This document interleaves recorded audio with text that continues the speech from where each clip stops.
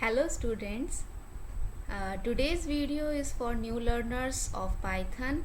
In the previous video I told you how to display your messages, the calculated result using print statement. That video was the introduction of print statement, and today's video is to take input from the user.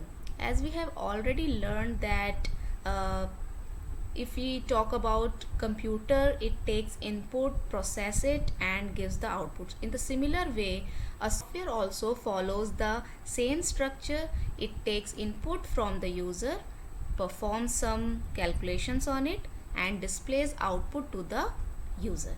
Now if we take the same example we have used in previous video, in which I took two variables a and b and I put two values, one in A and second in B, and then I performed addition, subtraction, multiplication and displayed the result on the screen. But in that program the A B value is fixed all the time. When you create that such a program, the output will remain constant, because if the value is fixed at the time of programming, user cannot change the value, so he will always get the same result. Now consider a calculator which is not asking you to input a value and it is displaying you the sum, subtraction and all other functions. It is of no use. So similar way, a software is useful only if it is user friendly. It asks data from the user and performs result oriented or the user oriented action in it. So in this particular video we'll learn how to take input from the user. The statement for printing output is print statement, and the statement for taking input from the user is input statement. We have to remember these two basic statements. Print is to display something and input is to take data from user. Now before starting practical, I want to introduce you data types.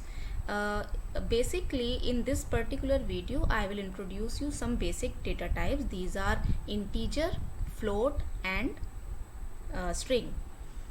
Integer are the whole values. It is a numerical data. Suppose you want to read data from the user and you are asking that please enter your roll number. Now roll number can never be in decimal values, so it is an integer data, so you will use int for integer data.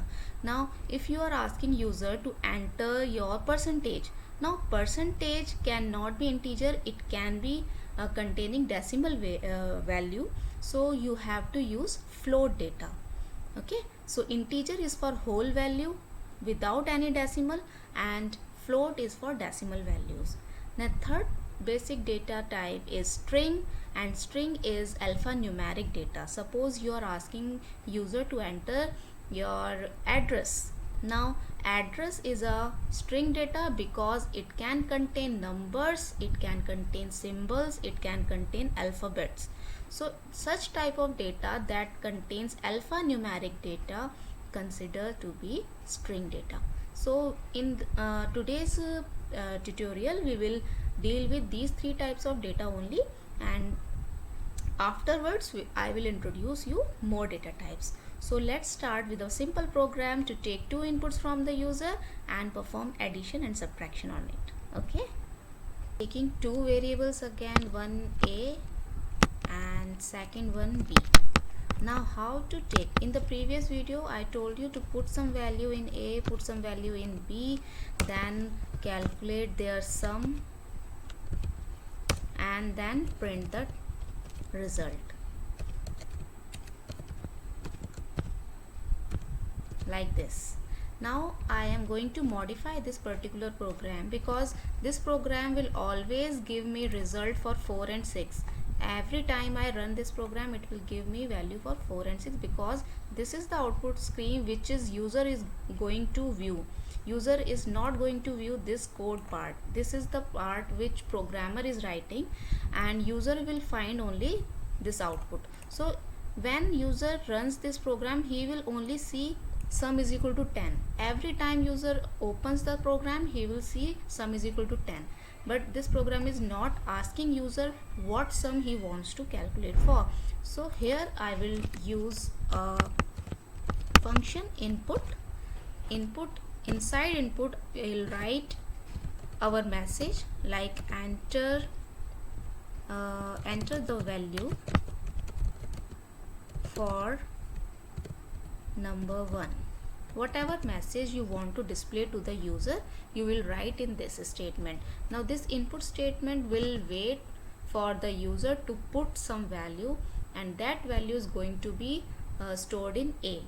But I told you that there are 3 basic data types which we have to consider here, because input function will always read string values. A, we want number, so we have to write int before it. Int is for integer data. If you want float data, then you will write float here. Float is for decimal data. And if you want string data from the user, you will not write anything before input, because input function itself takes in string data. In B also I want integer value, so I will write int input, and our message is enter the value for number 2. Similar way, this is the format which you want to display to the user. Now I am going to run this program, and you yourself find the difference here. That now you can see here that this particular message has displayed here that enter the value for number 1, which was my first message for A. So suppose I am putting the value 12 here, then enter it. It will ask me to enter the value for 2. Number 2, I am writing 3. Now sum is 15.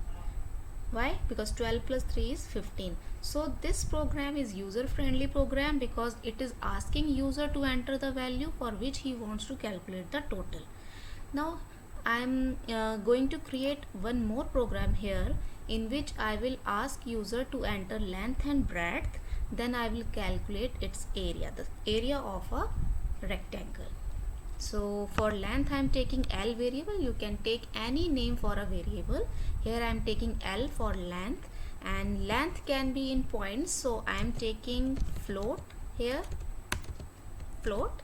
And if you want whole number, then you can take int. Input, in input I am writing length, whichever message you want to display for input statement. Then breadth I am taking B, float,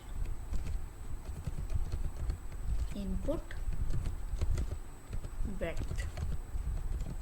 Okay, now here I am going to calculate the area of a rectangle, that is length into breadth. Then I want to display the area, so I will write area is equal to, and area is stored in variable A. So let's run this program. It is asking me length, so suppose the length is 1.4 and breadth is 2.6. So it is calculating me area in float value. So this is how you can use the data types to take input. I gave you example of int data and float data. For calculation we will use numeric data only. For other purpose you need to use string data, in which you will not write input. Suppose you want to ask user to enter the name, so let's take that example also. In N I am taking input, enter your name, because name is in characters, so I need not to convert it into integer or float. So I will not write int or float before this input function. This input function will provide me string value, which is going to be stored in N. Here I can print your name is N. Let's run it. So it is asking me to enter a name. I'm writing my name, Kirti. So you can see your name is Kirti. Suppose I am taking the first name and last name here. Enter your first name here I am taking variable fn for first name. For last name I am taking ln. You can take any name, a b c x y z, whatever you want. It is not a fixed value, a keyword. You can take any character, any name for your variables. Here I am writing input, enter enter your last name. So it will ask two inputs from me, and here I am writing your name is n plus, not n, this was fn plus ln. That means it is joining first name and last name. Let's see what is going to do. Here I am inputting my first name, then my second name, and it is joined, it has joined first name and last name like this using plus operator. So I can provide a gap between first name and last name by simply inserting a space. So again I am running it. First name is Kirti, second name is Chaudhary, and here it has displayed your name is Kirti Chaudhary. So this is the example of string input, this was the example of float input, and this was the example of integer input. So for all the questions I provided you for simple calculations, try to use input function, because all the program based on user required data only, so you have to provide input statement for that. So let's practice it by yourself and ask if there is any doubt from me.